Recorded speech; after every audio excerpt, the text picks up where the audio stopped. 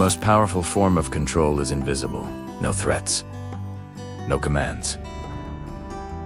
No obvious manipulation. Just subtle psychological tactics that shape behavior without the target ever realizing they're being influenced. These 5 techniques operate below conscious awareness. They're silent, effective, and disturbingly simple. Master them and you control situations without anyone knowing you're the one controlling them. The first trick is strategic positioning to claim dominance. Where you position yourself in physical space communicates power. Sit at the head of the table and you're perceived as the leader. Stand while others sit and you claim height advantage, which translates to authority. Position yourself between someone and the exit and you create subtle psychological pressure. They feel trapped, even if they don't consciously recognize why. Face the door while they face the wall and you control sightlines. You see threats coming, they don't. This creates unconscious dependence. Their nervous system registers vulnerability. Yours registers security. That difference translates to power dynamic. The person who controls space controls the interaction, and you control it silently. Through positioning alone. No words needed, just strategic placement that triggers unconscious status assessment. The second trick is controlled stillness to project authority. Nervous people fidget, move unnecessarily, adjust constantly. Powerful people are still. They move with purpose, or not at all. This stillness communicates self-control, and self-control is perceived as power. When you remain perfectly still while someone talks, they feel your focus as pressure. Your stillness makes them uncomfortable, so they fill silence. They over-explain. They reveal more than intended, all because your controlled stillness created psychological pressure they're trying to relieve. This works in negotiations, interrogations, and any interaction where information is power. Stay still. Let them move. Let them talk. Let them break under the weight of your calm attention. Meanwhile, your stillness is also conserving energy. They're burning nervous energy through movement. You're conserving it through stillness. By the end of a long interaction, they're depleted. You're fresh. That energy difference is advantage. The third trick is strategic eye contact to create submission or connection. Eye contact is a dominance contest in primates, humans included. Holding eye contact signals confidence and challenges the other person. Breaking eye contact first signals submission, but there's nuance. If you hold eye contact too long without warmth, it's aggression. If you hold it with slight softness in your expression, it's intimacy. You can switch between these intentionally to create different effects. Hold aggressive eye contact to dominate. Hold soft eye contact to create trust. Break eye contact by looking up or to the side to signal thought. Breaking eye contact by looking down signals submission. You control the dynamic silently through where you look and how long you hold. Most people do this unconsciously. You do it consciously.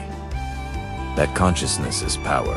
You're directing the interaction through gaze alone. The fourth trick is mirroring to build rapport, then leading to create compliance. Starts by subtly matching their body language, speech, pace, and breathing rhythm. This creates unconscious rapport. Their brain recognizes similarity and interprets it as safety and trust. Once rapport is established, you switch. You stop mirroring and start leading.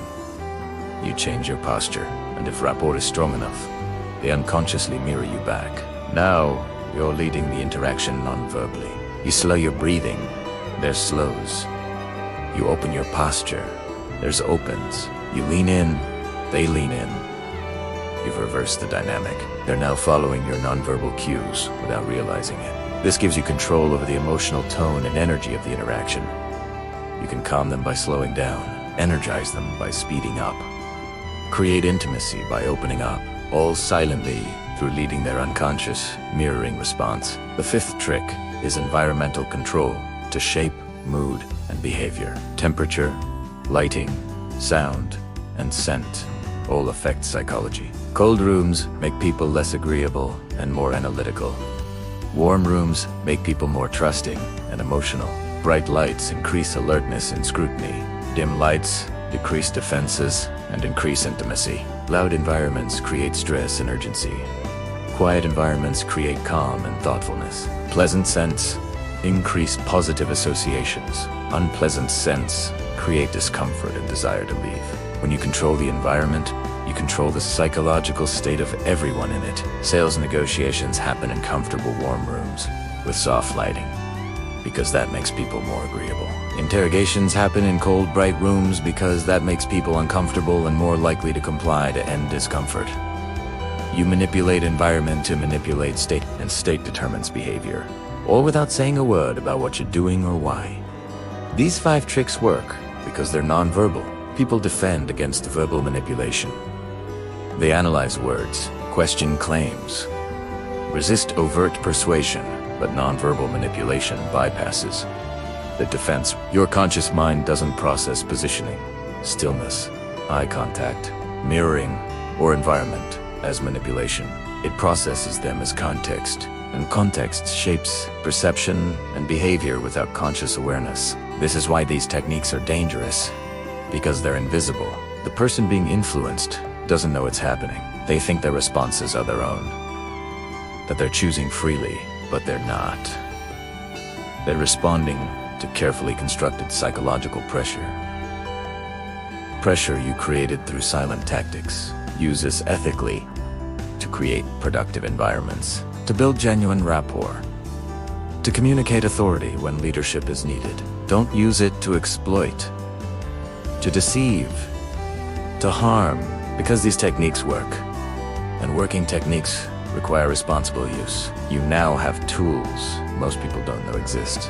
Tools that create control without words, without obvious force. Just strategic psychology applied silently. That's power, and power demands wisdom. Use wisely.